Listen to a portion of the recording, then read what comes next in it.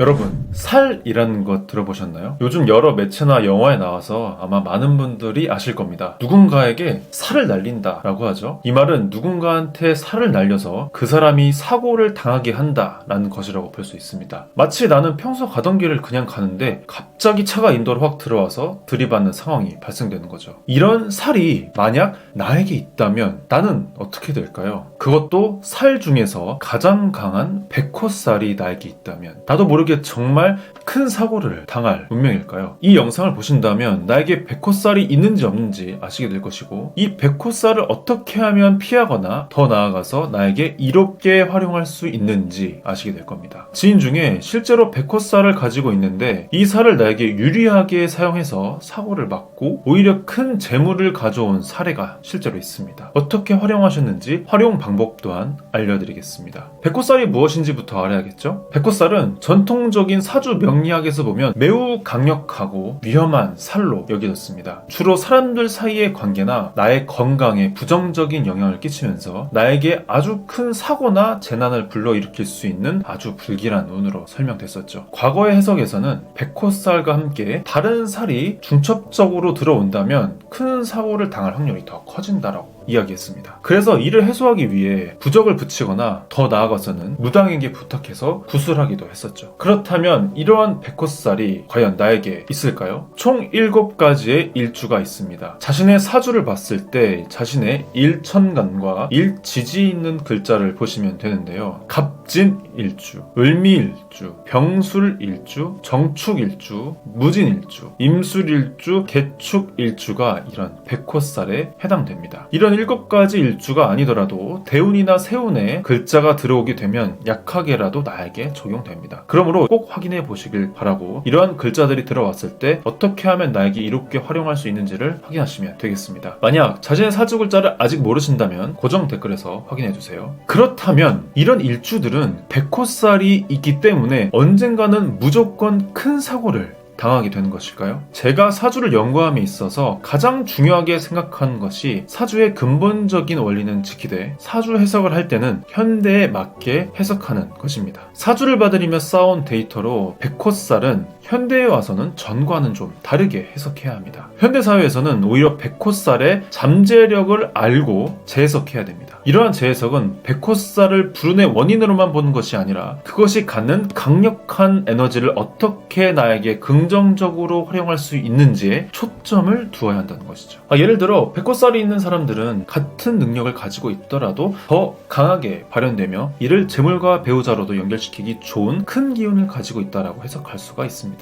그렇다면 이렇게 강한 기운을 어떻게 하면 나에게 유리하게 사용할 수 있을까요? 백호살을 가진 일주들이 공통적으로 알면 살아가는 데 유리한 것을 먼저 알려드리겠습니다. 백호살은 먼저 자신이 남들보다 큰 잠재력이 있다는 것을 꼭 인지해야 합니다. 이러한 잠재력을 인식하고 수용하는 것이 첫 번째입니다. 자신이 가진 독특한 능력이 무엇인지 먼저 파악하고 이를 발전시킬 수 있는 방법을 찾아야 합니다. 예를 들면 나는 창의력이 뛰어나거나 아니면 다른 사람을 돋보이게 하는 것을 잘하거나 머리가 좋아서 투자에 밝거나 등등 자신의 잠재력을 찾아보려는 노력을 꼭 해보시길 바랍니다. 또한 이러한 에너지를 자신을 개발하는 데 쓰는 것이 좋습니다. 주변 사람들이 너는 너무 쎄 라고 말을 해도 신경 쓰지 마시기 바랍니다. 이 기운을 자신에게 이롭게 쓰면 되는 겁니다. 남들보다 내가 하고 싶은 것을 향해 나아가는 힘이 강하기 때문에 이를 나쁘게 생각하지 마시고 자신에게 유리하게 사용하시면 되는 것이죠. 또한 인간관계에서도 유리하게 이를 사용할 수 있습니다. 귀인을 내가 직접 찾아서 귀인과 함께 서로 성장하는 것이 될 수도 있고, 생각만으로 끝내지 않고 남들보다 먼저 움직여서 인간관계를 만들어 배우자나 나의 사업에 이로운 사람을 만날 수도 있는 것이죠. 이러한 백호살의 장점도 있지만 단점 또한 있습니다. 바로 강한 기운으로 인해 과로하기가 쉽습니다. 강한 기운을 가진 상태에서 나의 대운이나 세운에 중첩적으로 또 같은 글자가 들어오면 이런 기운이 더 세져서 나도 모르게 일을 많이 하게 되는 경우가 있을 수 있죠. 이때 과로하여 건강이 상할 수 있기 때문에 항상 마인드 컨트롤 하시고 운동하시면서 자신을 관리하시길 바랍니다. 반대로 오히려 생각만 너무 많아질 수도 있습니다. 이때 나의 생각을 행동으로 변환시키지 못하고 계속 생각만 하시게 되면 마음의 병으로도 이어질 수 있습니다. 스트레스가 너무 심해져서 더 안 좋게 발현될 수도 있죠. 내가 실패하더라도 꼭 행동으로 이어지게 하는 것이 중요합니다. 행동하지 않으면 결국 불안감만 커지기 때문이죠. 이처럼 백호살을 제대로 활용하는 것은 단순히 나쁜 운을 피하는 것이 아니라 그 안에 담긴 나의 잠재력을 발견하고 최대한 활용하여 나의 삶을 남들보다 더 윤택하게 가져가는 것이 목표라 하겠습니다. 그럼 각 일주에 따라서 어떻게 백호살을 나에게 유리하게 사용할 수 있는지 알려드리도록 하겠습니다.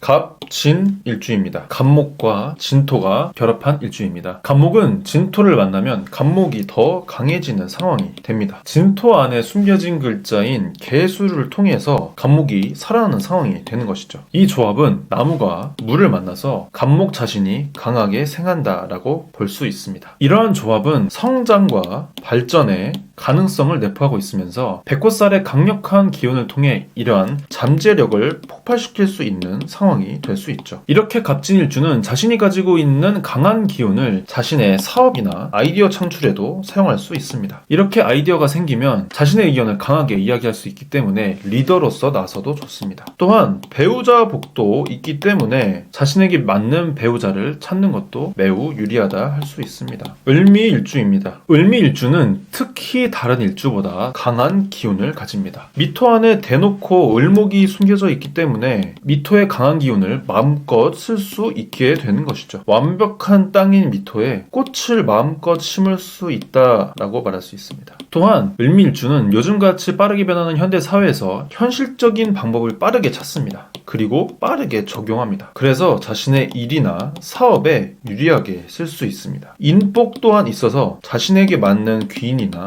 배우자를 찾기 유리한 일주입니다. 이렇게 강한 기운을 일과 사업에 쓸 수도 있고 인복으로 활용할 수도 있는 것이죠. 나쁘게 쓰는 것이 아니라 자신에게 유리하게 쓰는 것이 됩니다. 병술일주입니다. 병술일주는 병화와 술토가 만난 것인데요. 병화는 정열적이며 술토는 차분한 성질입니다. 이때 병화는 술토 안에 있는 무토를 사용하면 좋습니다. 이때 필수로 함께 필요한 것은 갑목과 을목입니다. 병술일주가 갑목과 을목이 있는 상태에서 술토 안에 있는 무토를 활용하면 더할 나위 없이 좋죠. 만약 없다면 배우자를 통해서 가져올 수도 있습니다. 그렇게 되면 갑을목과 무토와 병화가 만나서 서로 상생하는 관계가 됩니다. 이렇게 되면 일을 도모하기 굉장히 좋은 상태가 되는 것이죠. 정축일주입니다. 정축일주는 정화와 축토가 만난 것인데요. 겨울 글자인 축토와 여름 글자인 정화가 만나서 합이 좋은 글자입니다. 정화의 따뜻한 마음으로 축토의 이성적인 차가움과 만나서 서로 좋은 기운을 가져온다라고 말씀드릴 수 있습니다. 정축일주의 경우 자신의 일을 굉장히 성실하게 하면서 배우자와도 서로 성실한 관계가 됩니다. 자신의 백호살 기운을 사업과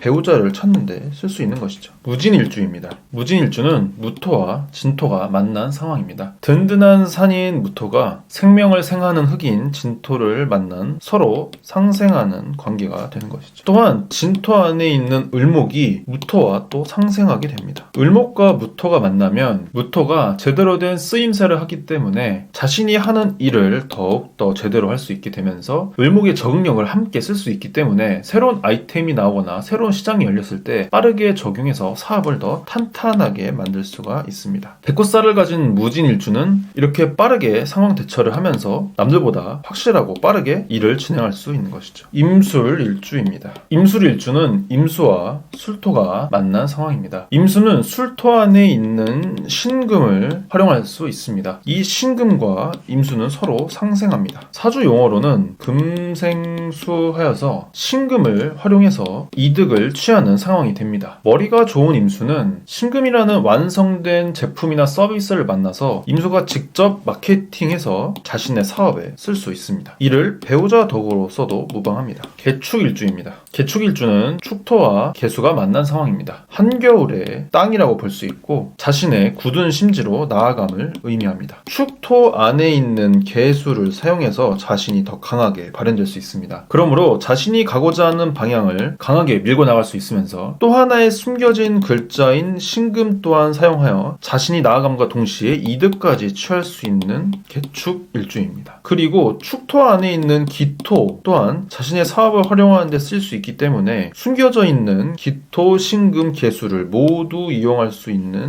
개축일주이죠. 그러므로 자신의 사업을 관리하는 데도 쓰일 수 있고 자신의 사업을 디벨롭하는 데도 쓰일 수 있습니다. 최근에 굉장히 놀라운 일이 있었는데요. 지인 중에 백호살을 활용해서 최근 사업과 투자로 자산 상승을 이루신 분이 있으십니다. 그분은 갑진일주이신데 올해 2024년이 어떤 해일까요? 그렇죠? 갑진년입니다. 갑진일주인데 갑진년이니 당연히 강해지겠죠? 이분 같은 경우 남들이 작년부터 올 초까지 사업으로 굉장히 힘들어했던 상황이었습니다. 하지만 본인은 오히려 자신을 연마하고 마인드 컨트롤해서 단단히 그 자리를 지키며 사업을 유지하다가 현재는 큰 사업 매출을 내고 계십니다. 이 경우에 이 진토 안에 있는 자신인 갑목을 생하게 하고 무토로 인해 자신의 사업을 더욱더 굳건하게 지키고 있으면서 을목까지 활용하여 빠르게 변하는 시장에 제대로 대응할 수 있었죠. 그렇게 살아남아 현재 크게 사업을 성장시키고 계십니다. 또한 또 다른 갑진일주분은 올해 갑진년인 것을 또 이용해서 부동산으로 투자를 하고 계신 분도 계십니다. 이렇게 해서 자산 상승을 하고 계시죠.